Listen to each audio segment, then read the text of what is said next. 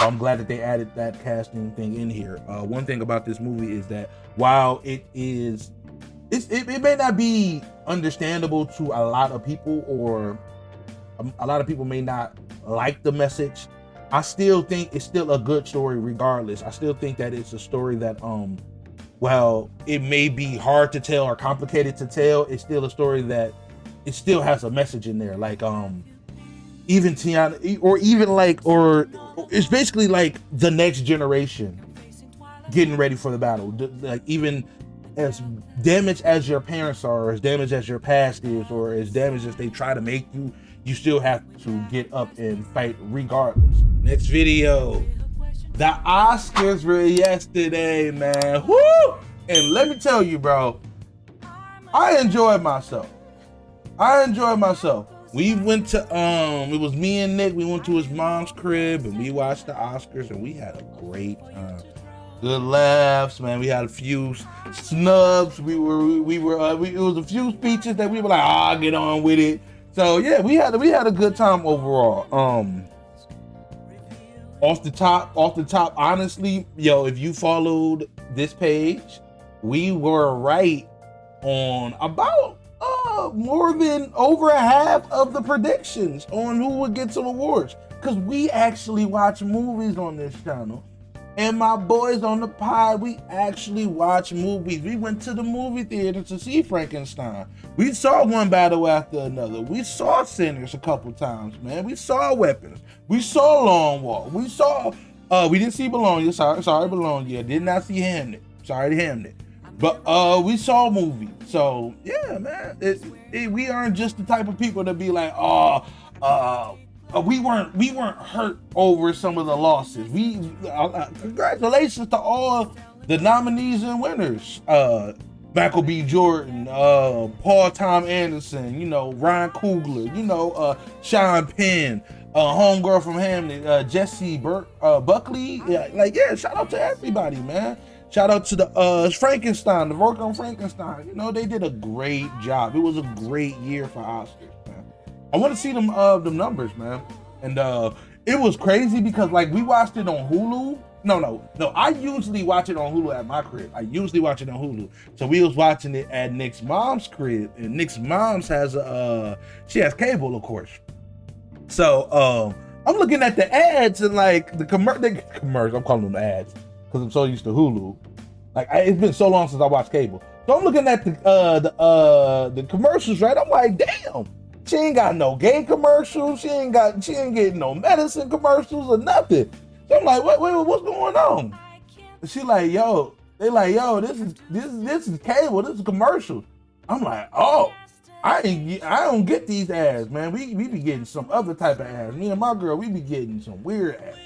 But yeah, overall the Oscars were really good, and the predictions, we was right on most of them.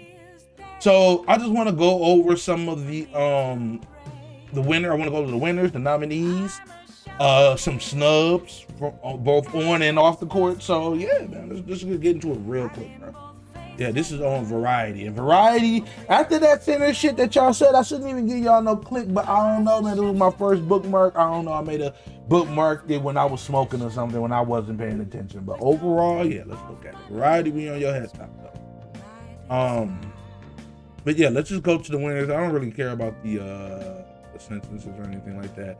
So best picture was it went to One Battle After Another. Now let's everything else. I know the Secret Agent was Neon. It's crazy.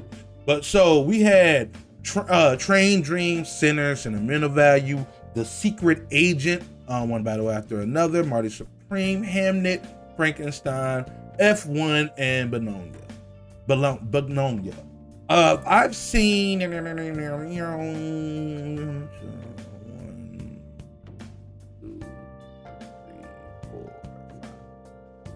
I've seen 6 of these Best Picture movies, and no cap, all of them deserve it. All of them deserve it. They're phenomenal movies, bro. In my eyes. Everybody might not agree with that shit. But specifically, I'm gonna talk about One Battle After Another and Sinners. because those were the two like front runners for the Best Picture. Sinners broke the record for the most nominations, 16 nominations. One Battle After Another had I think 15, and One Battle After Another overall the whole night ended up getting 6, and Sinners got 4. We watch movies, bro. So I feel like we're credible, or I'm credible enough to tell about to tell if a movie was bad or not. A lot of people did not even see this movie. One reason that this movie walked away with we're gonna see later that it won casting. One reason that it won casting was because it's a lot of great talent in this movie. We're talking about Leonardo DiCaprio, Sean Penn, the new talent Chase Infinity, Tiana Taylor, Regina Hall, my man from Scandal. There's a couple other people in here like Benicio del Toro. I think I'm butchering his name, but sorry, but it's a lot of great talent in this film. So and they all did phenomenal at it, and just getting that casting, that's I'm glad that they added that casting thing in here. One thing about this movie is that while it may not be understandable to a lot of people, or a lot of people may not like the message, I still think it's still a good story regardless. I still think that it's a story that while it may be hard to tell or complicated to tell, it's still a story that it still has a message in there. Even Tiana, or it's basically like the next generation getting ready for the battle. Even as damaged as your parents are, or as damaged as your past is, or as damaged as they try to make you, you still have to get up and fight regardless. Chase Infinity did a great job in her debut film role. While this wasn't Leonardo DiCaprio's best acting, I still think it was a great role for him. Very funny. One of his funniest roles to me, man. One of his funniest roles. I haven't laughed at Leonardo DiCaprio role. He was a weed smoking paranoid nigga. That shit was hilarious. Him and I'm gonna just call my man Sensei. Him and his dialogue, their interaction together was great. Him and Tiana Taylor's character was great. Their chemistry, it was cool. It was cause I think it was more on her. They kind of was was wanting to get to her character switching sides, or being such an anti-hero. I didn't really get to see their relationship, while her and Sean Penn's relationship was more brief. It still was it was funny. It was still funny, and one of my favorite things from the movie, her putting the gun in that dude butt, or him trying to act like he was along with the race plan, and him being so dedicated to his duties, even with sleeping with a black girl and having a black child and everything, and trying to find out if that's actually his child, and him being such a hateful guy and hating himself, and him actually going back to them after his club tried to kill him, and thinking oh yeah, they're just, if I say sorry, they're just gonna let it go. Nah, nigga, they're gonna put you in the room and kill you. I think he did a great job. While I still think Delroy Lindo could have got that, bro. I still think that. But Sean Penn did a great job too. Do you like black girls? I love them. When a character makes you not like that character, I think they did a great job as an actor. Did he deserve the Oscar?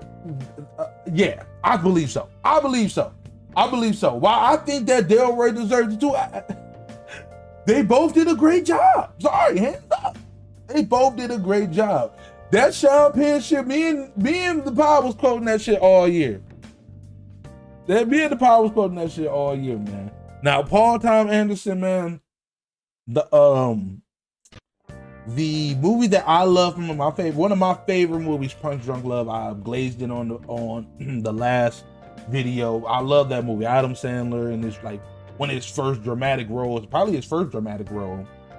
Paul Thomas Anderson brought that out. While it was kind of along the lines of a dramedy, that's what they call it. This the same way with this film. There was some serious moments in this film, but there was a lot of laugh out loud moments. So I had a good time watching this film. I haven't watched it more than Sinners. I watched Sinners probably like 4 or 5 times. I've seen this probably twice now. That doesn't take away from it being a great movie. Yeah, shout out to Sentimental Value and The Secret Agent too, and Marty Supreme.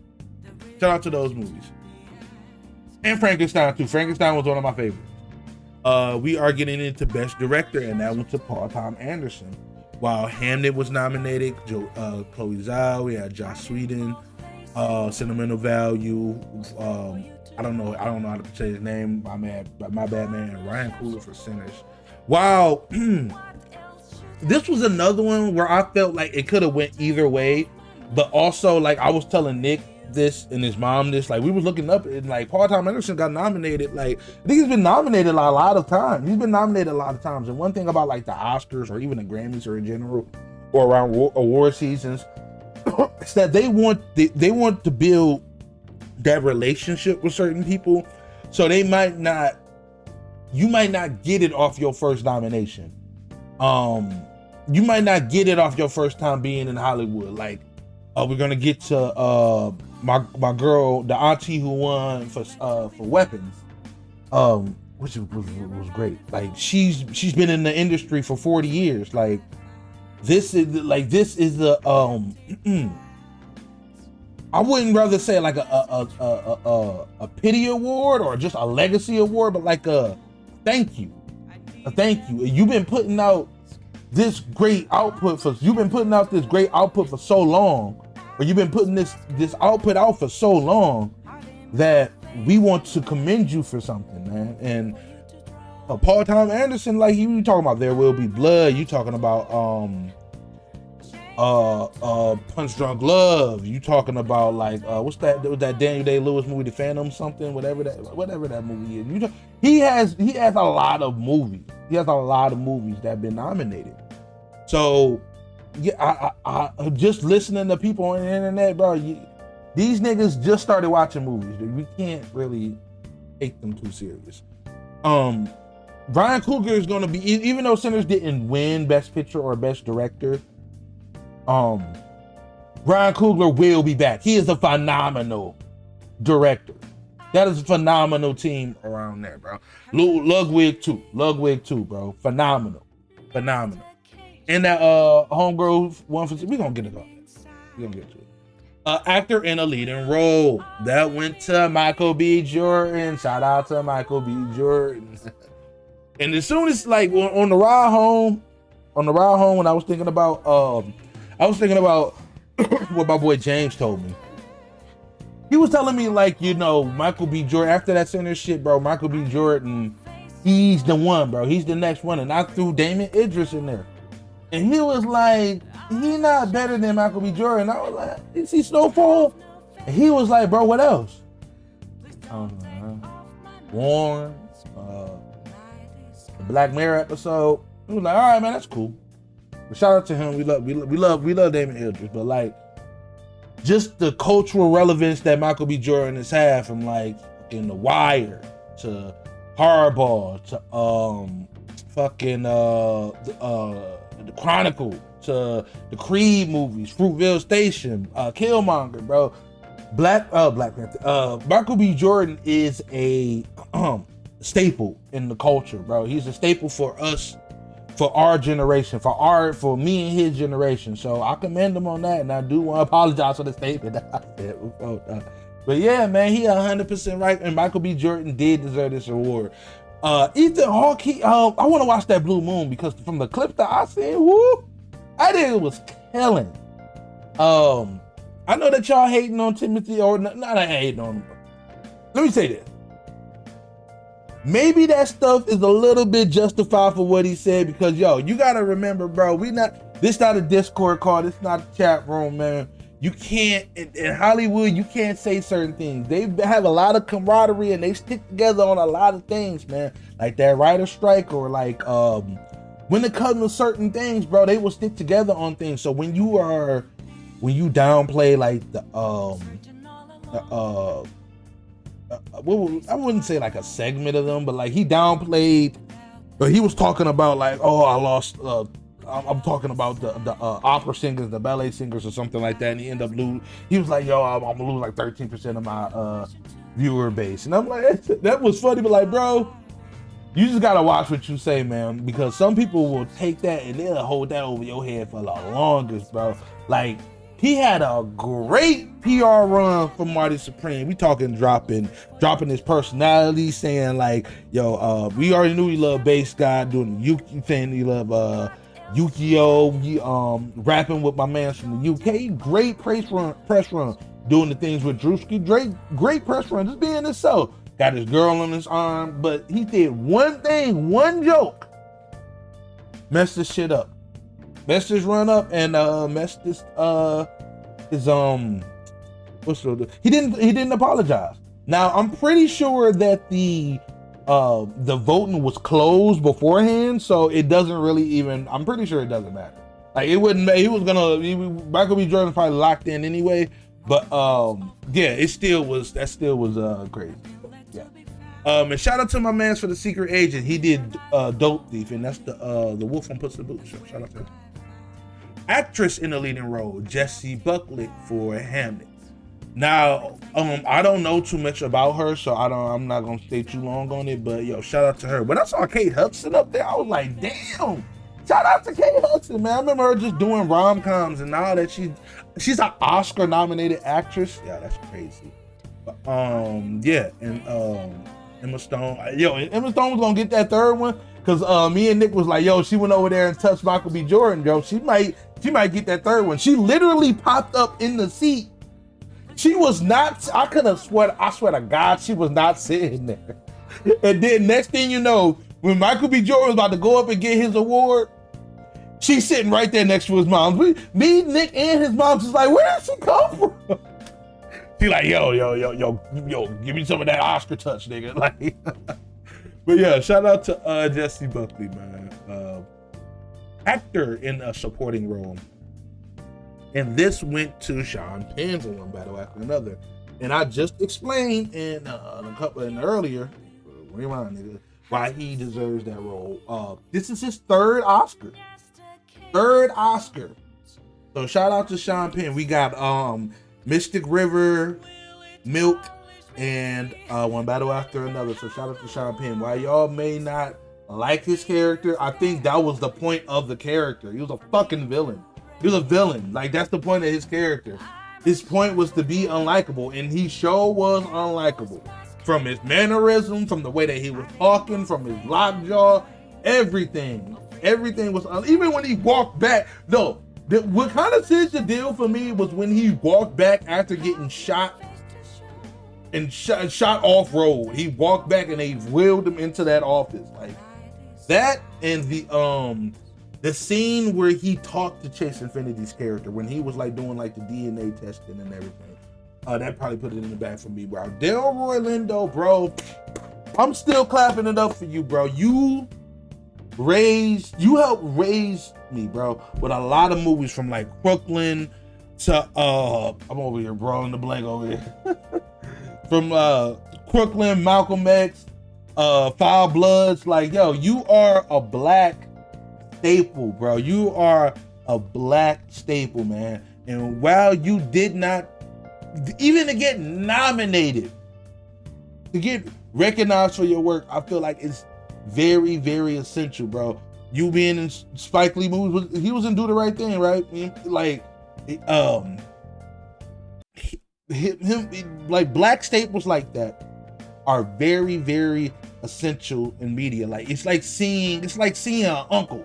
Basically, like when you go to the movie theaters or seeing like a movie from like the 90s to the 2000s, or seeing it your whole lifetime, and you constantly seeing this one actor playing in different roles, but he's still kind of playing like not the same character, but he's still like he's in This Christmas, my favorite Christmas movie. He's still an essential part. His role in Sinners, like that, just the thick accent that he had, and he's British. Is he British? He's British. Like the accent that he put on, and just the sacrificial character of him, or even just like the him playing the harmonica or him playing the piano with Preacher Boy was phenomenal, man. It was good seeing. It was always he was like that OG character, that character that you can be like, you no matter what mood he's in, he's gonna give you some good advice. I like that about Delroy Lindo's character. Jason Belordi, bro. What I thought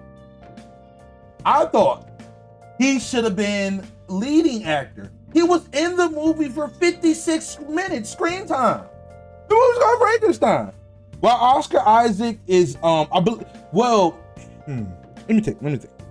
The movie is centered around Frankenstein, even though like the first thing you see is Oscar Isaac character and his backstory and him wanting to create this character or make life and wanting to understand life, but not understanding life. Like, no, you're creating life, but you're not understanding life because you created this thing, but this thing is so mad that he don't want to kill you. He just wants you to make something else like him, something immortal like him. So I believe that he should have been nominated in Best Actor instead. So I just wanted to, my first part of this got like cut off, but we're gonna pick it right back. So the Oscar for the actress in the supporting role went to Amy Madigan from Weapons, and she was the auntie, the witch auntie in Weapons. So me personally, I thought she did very good. The best performance in the movie, besides like my girl Ruth from Ozark, she did a really phenomenal job. Also Josh Brolin did a very good job being a concerned parent. But I saw a lot. That was a thing that on this, I saw a lot of like backlash or like hate on her, or just in general the movie's Weapons. And Weapons, I saw probably three or four times, maybe 3 times. And the movie isn't for everyone. Like it was heavily leaning on just the story and like the twist and just the marketing behind it, because people didn't know what it was when it came out. Like, we just know that these kids disappear at this certain time and we don't know what happened. And just the story and how it gets to it is just incredible. Even like Ryan Kreger's, like unfortunately he wrote this story basically while he was grieving the passing of Trevor Moore. Trevor Moore? Trevor Moore, his man's Trevor Moore, who worked on like some of his work with him, like Lightest Kids, one of the funniest sketch comedy shows I've seen. So him making like pivoting into horror and giving movies like Barbarian and Weapons, and then eventually we getting the Resident Evil from his perspective. So I thought it was really good. Honestly, like me, this is just for me. This is me. I think it's like the auntie is like an allegory for what's been going on with these shootings lately. Like, at what cost do we have to keep these guns? Like, we're losing kids, we're losing loved ones, we're losing all of this energy. Basically what the auntie witch was doing, and we're doing it for what? Yeah, we're doing all this stuff for what? We're taking all this energy and having all these empty seats in classrooms just so we can hold on to a right that we have, but like at what cost? And I think that Zach Kreger tried to get that point across, and I think he conveyed it in the right way. Also, I think that Weapons was snubbed on a couple things. Maybe some of the editing. Like, I even think he could have even got some of the sounds were good with like some of the dream sequences. Maybe not really like the production or anything like that, but like a screenplay. Like, even like a nomination on a screenplay would have been nice. Like, I haven't seen anything like this, and like that twist and like just the messaging is so strong. Or even like the 217 and like just so much context clues in the movie made it a great watch. So overall, I think she deserves that award. She has been in. She has people kind of consider her like a. They say her trophy was like a legacy trophy because she's been in the industry for 40 years, and I didn't know she was married to Ed Harris. So Ed Harris got a baddie on this end, low key. Just watch out for her hair, bro. But yeah, shout out to Ella Fanning and Wuma Busako from Sinners. That she did a very good job with her. Her and Smoke's relationship was I really do like that shit. I really do. Like every time I see that shit, I be looking at my girl like, hey, what we doing tonight? I don't got your Game of Thrones or some shit. Like nah, just like her kissing up on my man's neck and like all that. Like you don't see that sensual shit, especially like from a black guy perspective. Or like you don't see that. And obviously, Tiana Taylor did a wonderful job in one battle after another. Like from her being like this revolutionary to her character becoming a rat, and then her daughter like thinking about preserving her legacy, and then like her letter at her daughter at the end saying like I wasn't ready for this, and ready, or like her dealing with postpartum depression, and just it was a lot. And just her and Leo's chemistry, while it was like it kind of was brief, even her relationship with Sean Penn, that little brief exchange that he had with her sticking a gun up his ass, like it was brief, but it still was like the ripples effects was like it was cataclysmic, as they would say.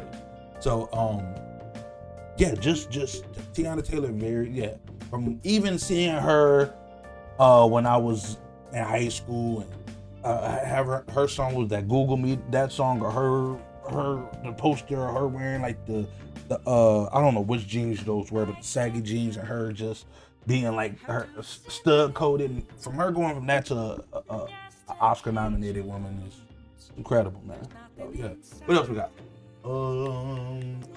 Adapt the screenplay, so that went to one battle after another. I personally didn't have a problem with that because it is I don't remember what the story is, but it's Paul and Tom Anderson's twist on it and everything, and just modernizing it. And I really did like that. I really think he got his message across. While some people may be conflicted on it or trying to find some understanding in it, like me personally, I took away from it. It's just like depending on just how can I say it the right way to say it? It's like the next generation getting ready for the next battle per se. Like, just it's no matter how damaged your parents are, your past is, or where you come from. Like she came from a racist hating, a color hating dad, or a mom who turned cold, and then her illegitimate dad, or the dad who raised her, or Leonardo DiCaprio. It kind of kept her isolated, man. And you can see that in her character. Like she's paranoid, just like how Leo is. She don't trust a lot of things. Her she has a small group of friends, and I think that was one of the things that, while it may have not been the best message for people, I still think it was a good move.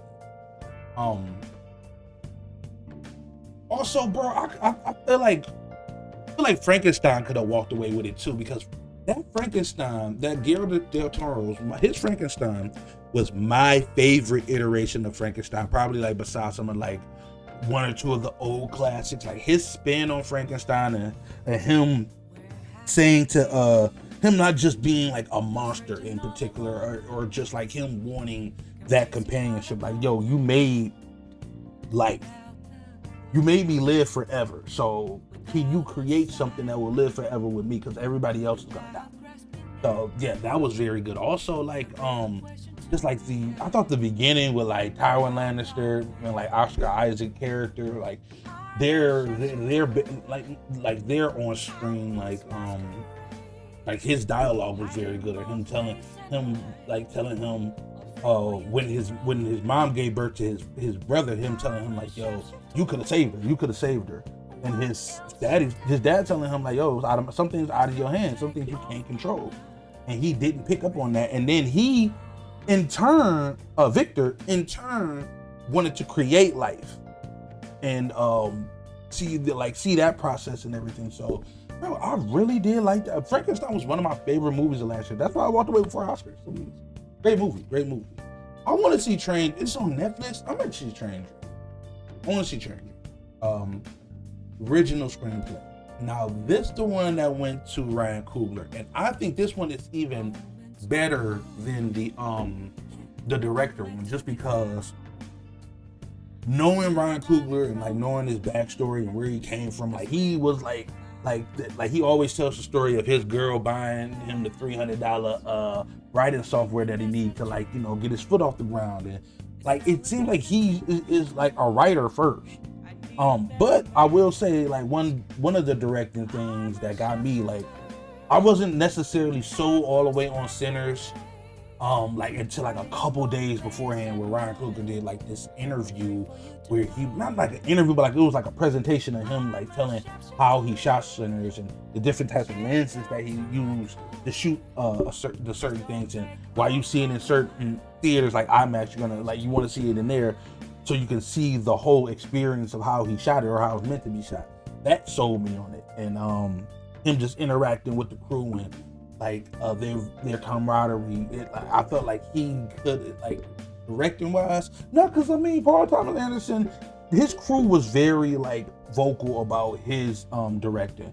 So I mean, it could have went to anyone, but we're talking about original screenplay, and just his story, Ryan Coogler's story on this, like watching the Luck of the Irish, the Disney Channel movie, and him getting inspired by that to get your Irish characters, your Irish villains, and the just like it's just the journey of him and Michael B. Jordan and Ludwig together.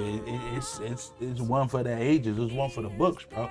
So him getting this, I feel like it's better than the director, just because like I know that like after he won like the I don't know if it was the Screenwriters Guild, some writer camp that he was a part of, a writer group he was a part of, congratulated him. So him being like a writer and him writing, I feel like this was probably a bigger win for him than like directing. Like even like his press run after Sinners, or him doing his press run for this, he was basically going in on like the writing and not literally the directing. Like I kind of felt like the directing that he was doing or talking about, he talked about it all after or before Sinners came out, and then afterwards it was more along the lines of explaining the story and how he came up with this. So yeah, man, shout out to Ryan Coogler, bro. Like I really, you don't have no miss to me, bro. And we are ready to see your X-Files adaptation. So yeah, thank you, bro. Best animated feature film. Now, this could have went to, I was going for, on the pod I said Zootopia 2. But honestly, bro, K-pop, this was a no-brainer. K-pop Demon Hunters is the phenomenon of the year, bro. Like, from the songs, hearing the songs everywhere. And it's not just because they're popular or whatever. They're good. Like, vocally, they're phenomenal. They're good.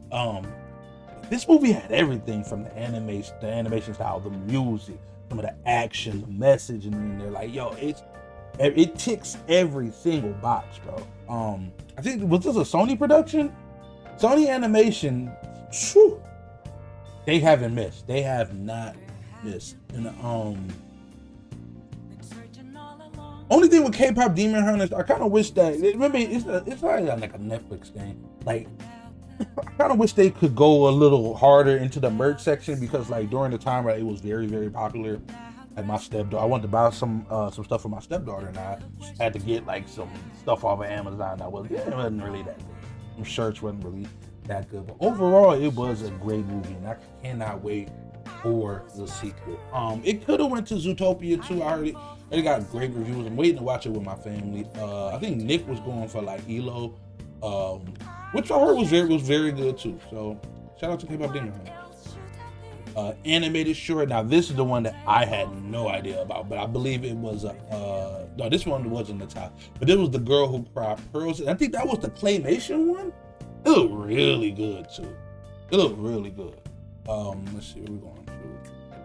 Costume design. All right. how it went to Frankenstein, deservedly so. And if watch my other prediction video, I predicted either Frankenstein or Sinners winning this, just because like those outfits really fit the aesthetic of that time period and like the aesthetic of the movie and everything.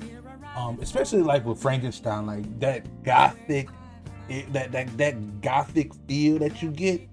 Guillermo del Toro is phenomenal at that, and I'm glad Netflix gave him free range to do whatever he want. And homegirl Kate Hawley, I hope I'm saying her name right.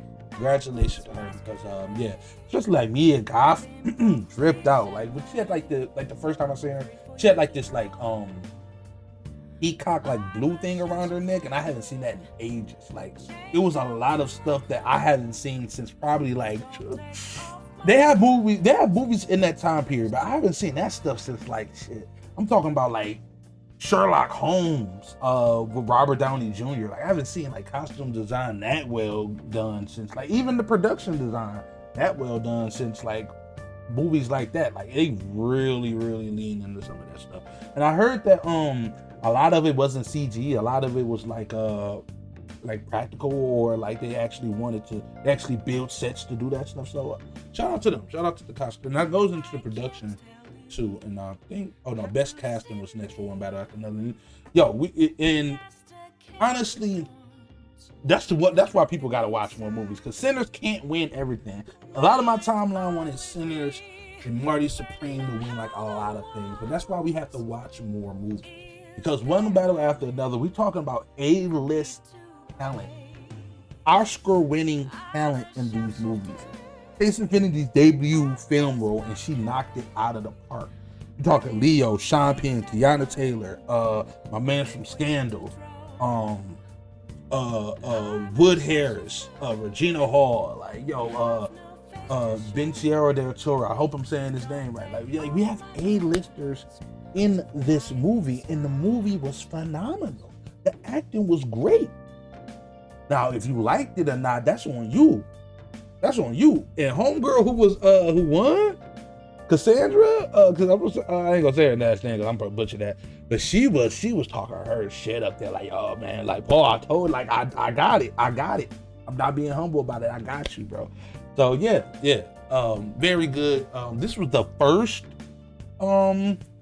Oscar for casting, the first time doing it. And I think next year they're doing the stunts. So yeah, One Battle After Another one for best casting, deservedly so. And live action short film. Now, this was a tie between the singers and Two People Exchanging Saliva. That Two People Exchanging Saliva, that title made me want to watch it. Now, my man from Silicon Valley and Eternals, I don't know his name, he went up there and announced it. And it was funny because he was like, yo, hold on, because we have a tie. So everybody, we're going to do this right. We're going to call the first name of one and then the second name. But then with the second name, they kind of like played them off a little bit. Like, they took the camera off of them and put it on Conan. And Conan was like, yo, put the camera back on them. Like, yo, I know we done at 10:30, but yo, we gotta let people get their speeches off. So I really did like that. That was funny. The Oscars was enjoyable this year. Makeup and hairstyling, that went to Frankenstein. If you saw Frankenstein, you would see.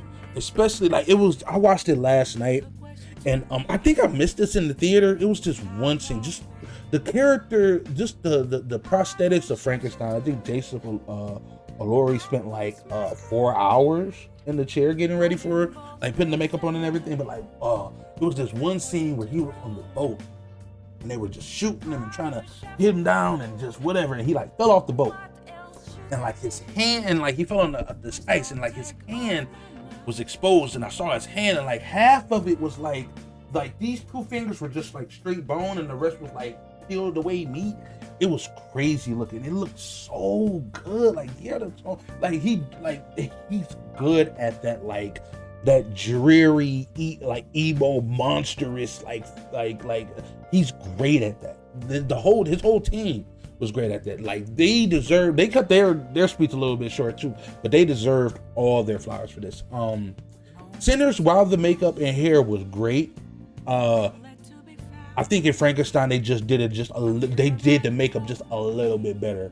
Like I saw a picture of people comparing like the wig that is it Rennie? I don't. The villain in Sinners had with the guitar metal plate in his head, which was cool. And Cornbread's like when he got shot, and you could see like the meat from his paws, from his mouth, and everything. That was really, really good. And like the vampire prosthetics, like I haven't seen a vampire like that in a minute. They were very menacing. And the red eyes, like he said, he got the red eye concept from the Wolf in Puss in Boots, who was nominated for an Oscar in Secret Agent. But yeah, Frankenstein just did it better. Like him, Oscar Isaac getting like the body parts, and like him having like this. I remember this one scene that's just stuck in my head where like the body of Frankenstein before he's like brought alive, he's like hunched over the bed, like not the bed. Oh my God, he's hunched over the counter, and like his back is exposed, and it just looks very nasty. Like it was some parts I was like, all right, I can't look at that. Now when you got it like that, you did a great job in hair and makeup. You did a great job. Smashing Machine, I heard that The Rock was unrecognizable in that role. So yeah, shout out to the Smashing Machine, but probably just needs more. Best original song. Now to me, personally, I'm gonna say two things. I don't think A Lie to You was great, and I love Raphael Sadiq and Ludwig and Miles Carlton, I think that's his name, for doing the song, and they promoted the hell out of this, doing Tiny Desk, Jimmy Fallon. I think Miles was on East Warren doing a live version of it. He was on East Warren doing it, man. They were trying to sell him like some fentanyl or something. I'm like, nah. So they could have put, personally me, I would have put that So I Live Blind is the last time. What's that song? The Last Time I Seen the Sun? For Homegirl.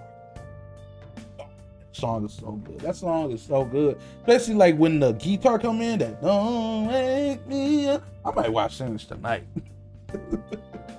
But overall, that was like that, and Go Lassie Go, and the Sinner song by Broadway was some of my favorite from the soundtrack. But Lie to You, production phenomenal. Raphael Sadiq with them lyrics and that guitar, man, you can't beat that. Ludwig, bro. Ludwig, we talking can't because of the internet. How much your mouse?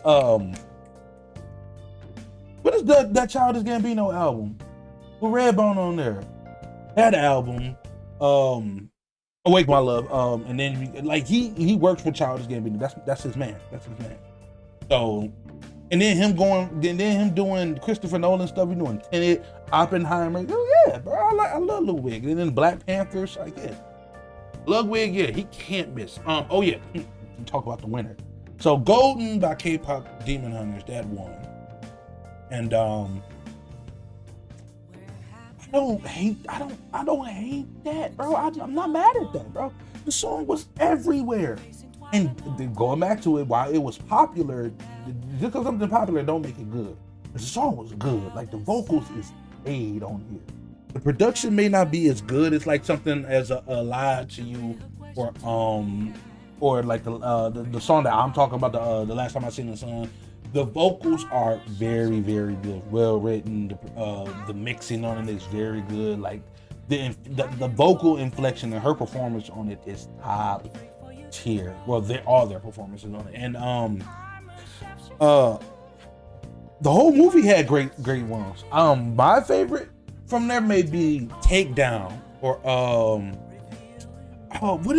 it's another one besides Golden that was like in the last act of it. That was one of my favorites, or one that I fucked with.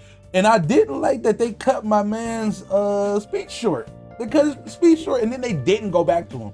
Because the last time they did that, Conan told him to put the camera back on him. But this one, they cut it short, they turned the lights off, and they lowered the mic. And they didn't go back. I was like, dog. That's crazy. But yeah, shout out to K-pop Demon Hunters for going. They walked away with 2. Now, best score. Now, this went to Sinners. While One Battle After Another, I do love, like I said in the other video, I do love Paul Thomas Anderson's his use of music and sounds for his sound transition for his scenes. Like every time he has a scene, like somebody walking down a hallway or somebody doing like a long tangent, that's like a little, like yeah, like Punch Drunk Love, one of my favorite films that he's made, or just favorite film in general.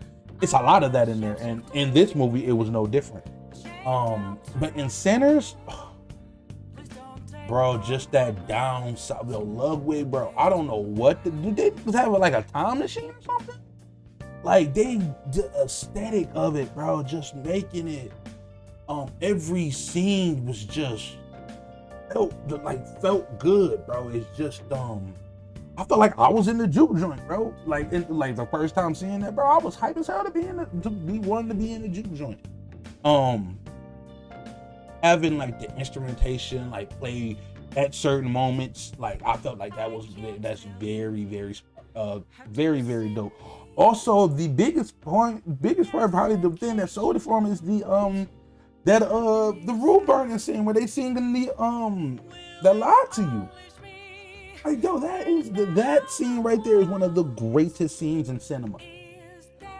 They probably got it off of that alone, and just the music, all like the original music, just being good, just being great, bro. Oh yeah.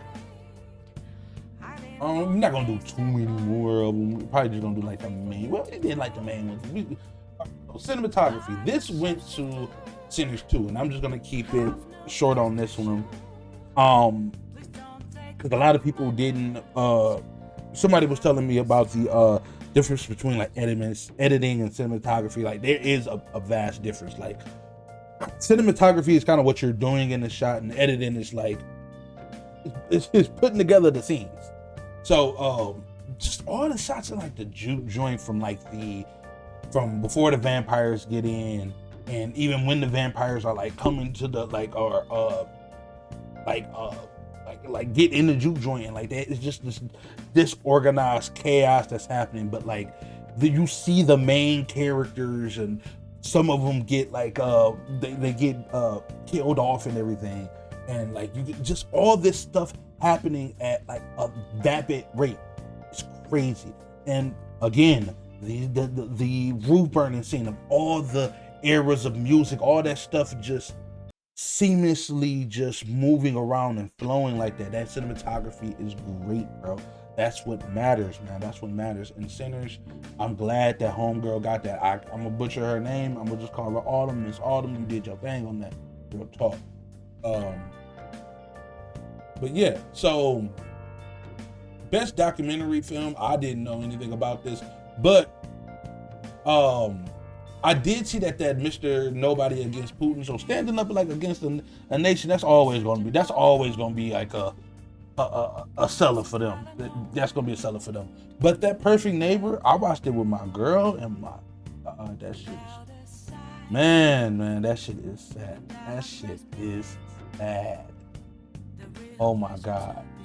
Just like a neighbor who was complaining about kids playing in her yard, but it wasn't her yard, and then she ended up like shooting one of the moms. It was like it's just a sad movie. It's very sad. But overall, documentary showed all the empty rooms. That title, like yo, listen to the title. The titles of this stuff. All the empty rooms. Armed only with a camera, the life and death of Brent Rayner. I respect him. I don't know that last name. Children no more. We and are now gone. Yo, that's a heavy title. Oh my God. The Devil is Busy. Heavy title. And perfectly a strangeness. Perfectly a strangeness. Those are some dope titles. I kind of want to check some of them out. Yeah. Film editing, that went to One Battle After Another. Especially that car chase scene. And like the going from Sean Penn character to Leo's character to Chase Infinity's character, and just like that tension between that, and like even the scene, when Leo was across the border and he was like doing the rooftop jumping and he ended up falling and everything. Just that whole sequence of even before that, where Leo and his sensei, I can't remember my man's name. They're running through the house and everything, and just all that stuff just going on, and them going from scene to scene to scene to scene, and just them going from room to room to room to room, and it just flowing just effortlessly, just flowing like that. Yeah. One battle after another was great with that, especially that car chase scene. You have to see that. That's crazy. Very intense. Like, it was one of the craziest intense car chase scenes where not a lot happened, but a lot happened, if that makes sense. If you know, you know. International film, which is sentimental value. Shout out to them. Production design, Frankenstein again. But I said everything I need to say about production design. Frankenstein looked great. One of the best looking Netflix films. I'm glad that they gave him free range to do what he needed to do with that. So yeah, shout out to the whole team on the Frankenstein thing. If you've seen Frankenstein, you would know. Sound went to F1. This is probably the last one I'm gonna do. F1 has the same sound engineer, the person who worked on the sound as Top Gun Maverick. And if you've seen Top Gun Maverick in theaters, that sound was great. I wanted to see this movie in theaters. I'm mad I waited to see it on Apple. Excuse me, but I wanted to see it in theaters because I wanted to experience that. Like, it's certain movies like this, like F1, Doom, I guess Avatar for them Avatar niggas, like you gotta experience in theaters, man. Like that all around sound and like just that how they shot it and like how they wanted it to sound. I want to be able to experience that in a theater rather than my TV or my headphones at home. It's a race car movie, so it's much more than you hear. I'm pretty sure you hear like the glass rattling or like the mechanics of the car, the crashes, or like I know the sound of this movie is top fucking tier.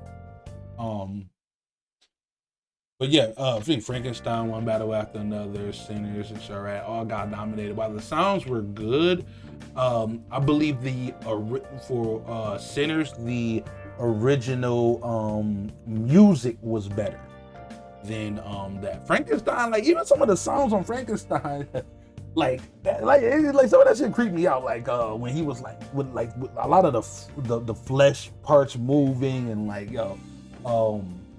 it was it was nasty. Like it was some of the stuff I couldn't listen to. I'm like, I can't do that nasty ass shit. It gave me the ick.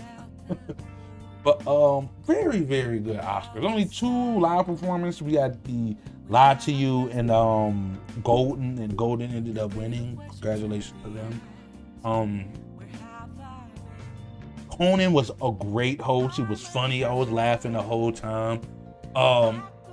It didn't feel like 3 hours, yo. Like it ran very good. Like one thing that got me, I told you was the I thought it was when we was watching it on Hulu. So I'm waiting for the ads, so like the